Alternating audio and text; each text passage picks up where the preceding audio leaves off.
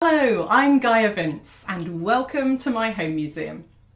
Today's object is an edible rock that has played a pivotal role in human history, from the rise and fall of cities to the birth of civilization itself. It's salt. Now we all use it to season our food, and that's something the Romans did with their leafy greens, which is the origin of the word salad. But salt has also been used by humans for thousands of years to preserve food, and this made it a vital contributor to the development of civilization, because it helped to eliminate our ancestors' dependence on the seasonal availability of food and made it possible to transport food over large distances. As a result, salt was highly valued and its production was often legally restricted in ancient times. So it was historically used as a method of trade in currency. The words soldier and salary are derived from salt, and that's because soldiers in ancient Rome were sometimes paid in salt. And a soldier's salary was cut if he was not worth his salt, and that's a phrase that came out of the ancient Greek and Roman practice of buying slaves with salt.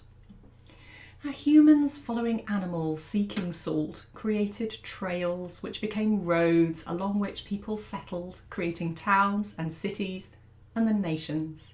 Europe's earliest known town, Solnitsata, in present-day Bulgaria, was built around a salt production facility. And we can see evidence of salt production in many British place names too, those ending in wich, the Anglo-Saxon name for salt works.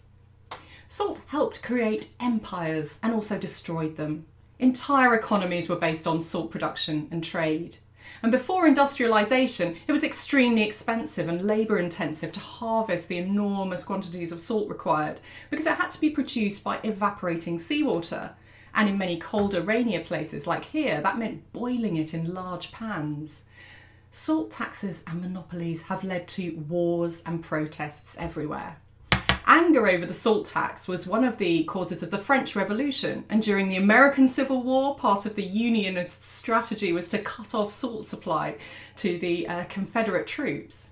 In colonial India, where only the British government was permitted to produce and profit from salt, it was Gandhi's protest march against this monopoly that ignited the struggle for independence. And Gandhi famously violated the law by boiling a chunk of salty mud.